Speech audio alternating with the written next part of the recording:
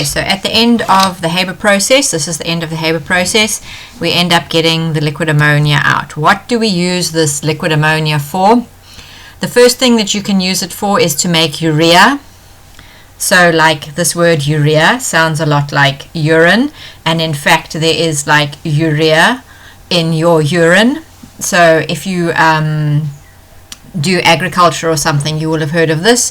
And in life sciences, you also sometimes hear of urea when you talk about stuff that's going on in your kidneys.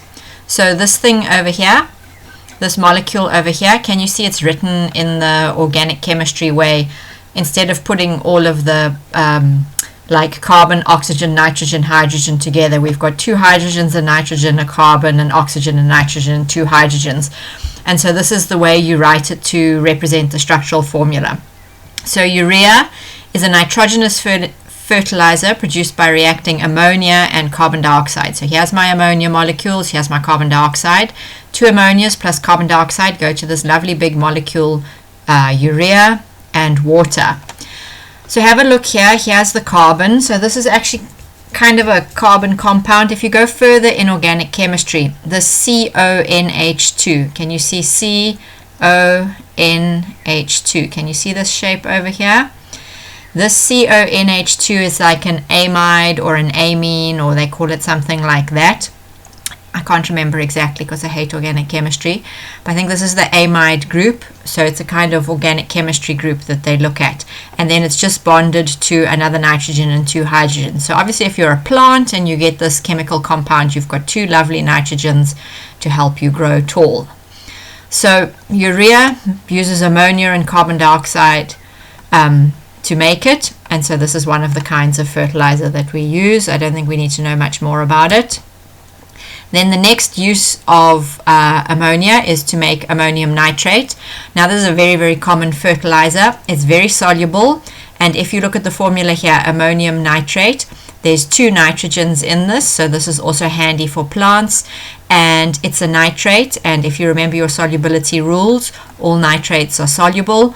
So obviously you need something that dissolves into the soil so the plants can suck it up. So ammonium nitrate's a really good fertilizer because it gives you a lot of nitrogen and it's highly soluble. So this is where the Haber process links up with the other processes, because you react ammonia with nitric acid. Okay, remember nitric acid is HNO3.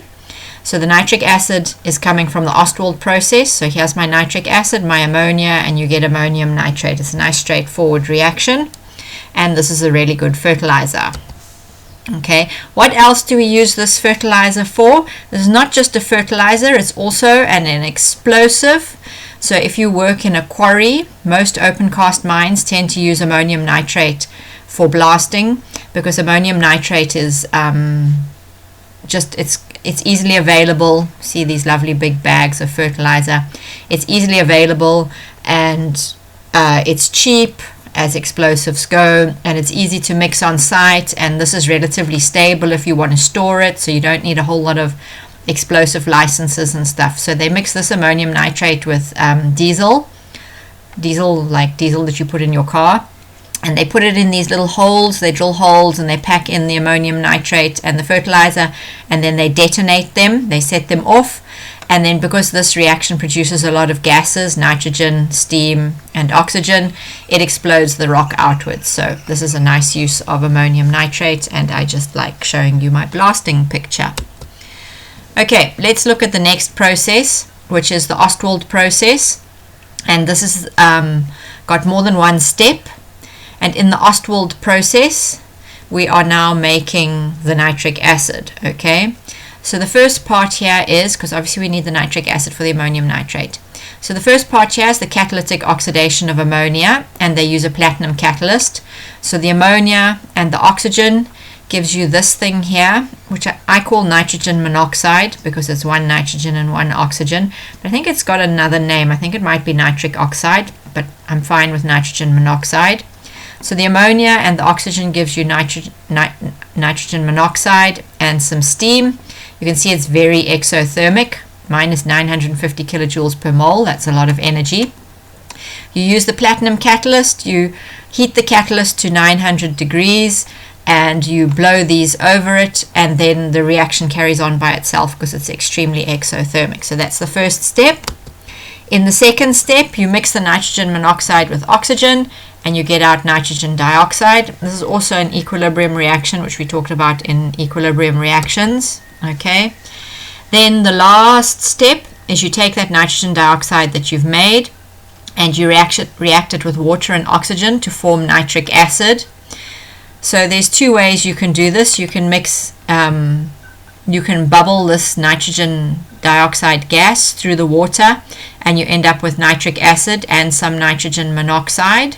Okay, so obviously this nitrogen monoxide is not strictly what you want, because you only really want the nitric acid. But if you really wanted to, you could feed this back into the process where you made that.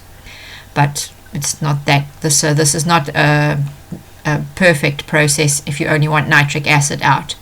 So the second process is you get the nitrogen dioxide and some oxygen and some water, and that goes straight to nitric acid. But presumably you would have to tweak the conditions a little bit. This one looks easy. This one, I suspect now, to mix the oxygen in the thing is a little bit harder. So you have to, in industry, pick which process you're going to do to end up with this. Okay, so have a look here. If you had to look at it, here's the ammonia and the oxygen going over the platinum catalyst, producing the nitrogen monoxide, which is then put in an oxidation chamber where it's mixed with oxygen to get the nitrogen dioxide. And then what happens is they're going to bubble it in here, and these quartz pieces are, you see they're pouring water in the top here. So 90% these quartz pieces are to increase the surface area, to split the water up so it's on all of the rocks, and then the gas bubbles in here, this nitrogen dioxide bubbles in here and meets the water, and the reaction occurs, and the rocks are helping increase the surface area for the water, because the water will be coating all the rocks instead of just trying to bubble it through one big tub of water. If you imagine a stream of bubbles going through a tub of water, whereas blowing gas over water coated rocks, increasing the surface area for reaction. So out of this you will then get waste gases and nitric acid out the bottom.